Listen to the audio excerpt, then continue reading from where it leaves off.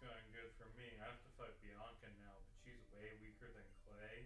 And I just beat Clay, so what is even the point of this mini boss fight? So last week I watched The Substance. Finally saw that movie. I've heard a lot of recommendations for it. Heard it was a good movie, great horror movie, excellent. Demi Moore gives a great performance, as does the one who isn't Demi Moore, like the young one who like crawls out of her back after she rejects the substance. And that's just such a good movie. It's this very stylized, very incredibly visual. Like every single shot of this movie is excellent. It's this impeccable horror movie. At the end becomes just this brutal, gory body horror nightmare. It's great. It's great. So what's the deal with that fucking hallway? Like, I remember watching it, like, yeah, this apartment's kind of weird. So I actually looked up, and someone else had the same idea as me, and I saw like a drawing of how this apartment is set up. Like there's the living room, and then there's like a 30-foot long curved hallway leading to this bathroom, and there is just like a random open space behind the bathroom, just this big empty room that has no doors in or out. Who the fuck designed this apartment? Was he fired afterwards? I hope he was fired afterwards. And like, the reason why the hallway is that is because it leads to good shots for this kind of dreamy horror movie that isn't in a super realistic world, which is like why the technology's all over the place and why her job doesn't make any fucking sense and why everyone acts so weird in the climax. It's like, haha, you are you! Now that you're wearing a mask of you, you're not monster. Like, I understand that. Like, so like, it's like when I was like a preteen, that's when CinemaCins became a big thing, and CinemaCins kind of killed that type of humor. There's been a lot of backlash against CinemaCins in recent years, and I will say CinemaCins is a terrible fucking channel. I don't like CinemaCins, but like, they're nitpicky, like joke about like things in the movie that are weird or don't make sense or stylized. I don't actually think that's fine. I think it's fine to do that in a video, but I think that when you just do it, it makes your video kind of worthless. You know, like you can make jokes in like a nostalgia critic type video review about the substance, but it can't be just like that type of humor, because otherwise, I mean, what's the fucking point? It's just like nitpicky, minor complaints about there not being space and gravity.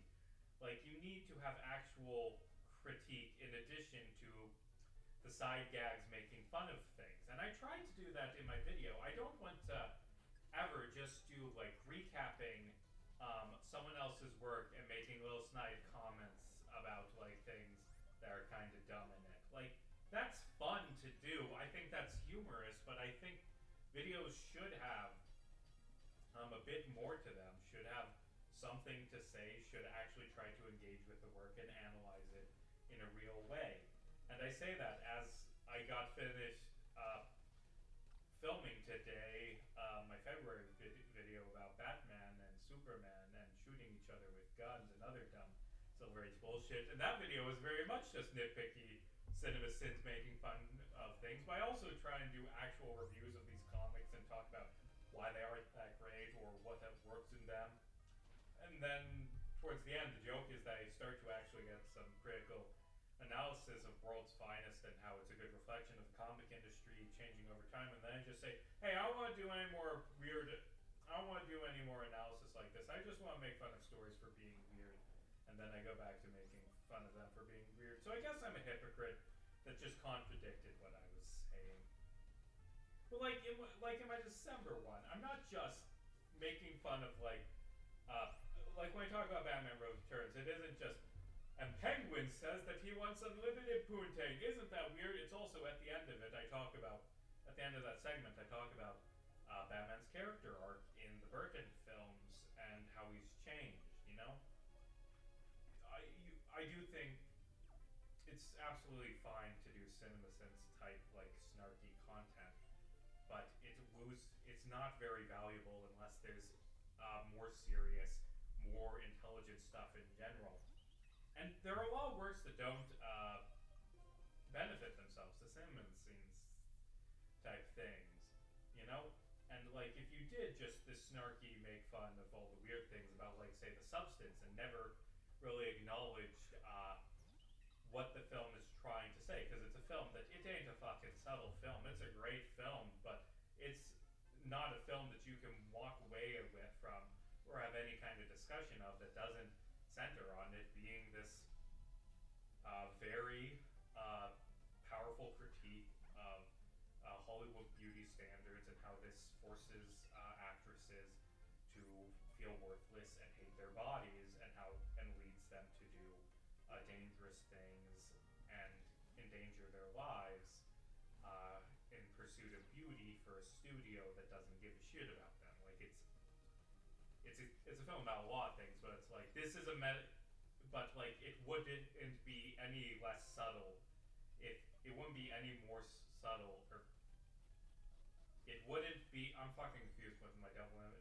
It could like start with just characters looking at the camera and saying, "This is a movie about bulimia." It's about multiple things, but like if it said this is about like women like vomiting to make themselves thin or cutting themselves, like if it started by saying that, it wouldn't be any more subtle. But the problem with like all CinemaCins type things is they won't mention that at all, or analyze, or say what the film has to do about misogyny. I'm kind of talking in circles.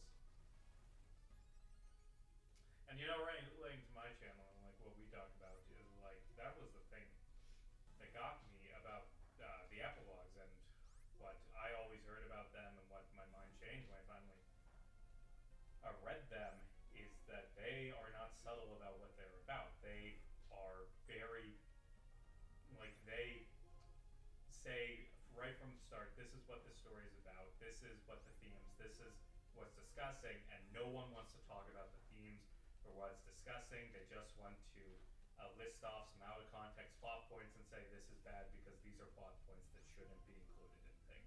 And I think that's bad. I tried to do better than that. I'm hard at work on my next Homestuck video. I've done, like, I worked it out into like 3 months, like each week what I'm doing that week. This last week I got done the